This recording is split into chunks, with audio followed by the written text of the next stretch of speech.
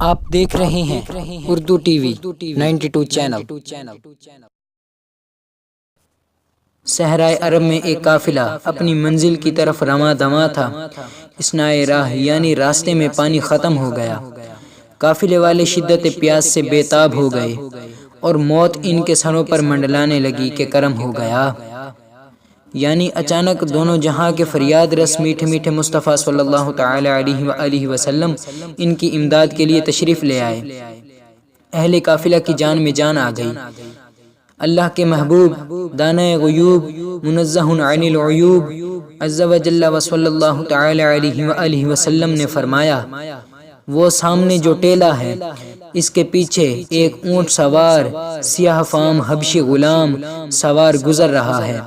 اس کے پاس ایک مشکیزہ ہے، اسے اونٹ سمیت میرے پاس لاؤ۔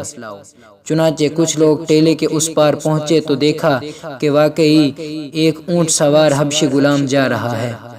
لوگ اس کو تاجدار رسالت صلی اللہ علیہ وآلہ وسلم کی خدمت سراپائے عظمت میں لے آئے۔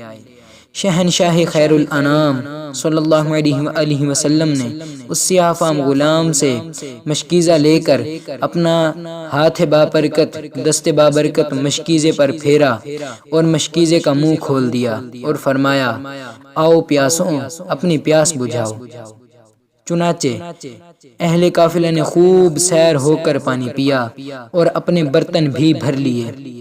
وہ حبشی غلام یہ معجزہ دیکھ کر نبیوں کے سرور صلی اللہ علیہ وآلہ وسلم کے دست انور یعنی ہاتھ مبارک کو چومنے لگا۔ سرکار نامدار صلی اللہ علیہ وآلہ وسلم نے اپنا دست پر انوار اس کے چہرے پر پھیر دیا، یعنی اس حبشی کا سیاہ چہرہ ایسا سفید ہو گیا کہ 14ویں کا چاند اندھیری رات کو روشن کی طرح منور کر دیتا ہے۔ اس حبشی کی زبان سے کلمہ شہادت جاری ہو گیا اور وہ مسلمان ہو گیا، اور یوں اس کا دل بھی روشن ہو گیا۔ جب مسلمان ہو کر وہ اپنے مالک کے پاس پہنچا تو مالک نے اسے پہچاننے سے ہی انکار کر دیا۔ وہ بولا، میں وہی آپ کا غلام ہوں۔ مالک نے کہا، وہ تو سیاہ فام غلام تھا۔ کہا، ٹھیک ہے، مگر میں مدنی حضور سراپائے نور صلی اللہ علیہ وآلہ وسلم پر ایمان لا چکا ہوں۔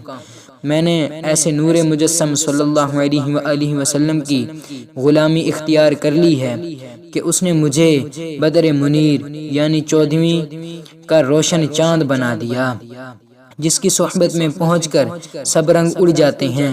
وہ تو کفر و معصیت کی سیاہ رنگت کو بھی دور فرما دیتے ہیں۔ اگر میرے چہرے کا سیاہ رنگ اڑ گیا تو اس میں کون سی تعجب کی بات ہے۔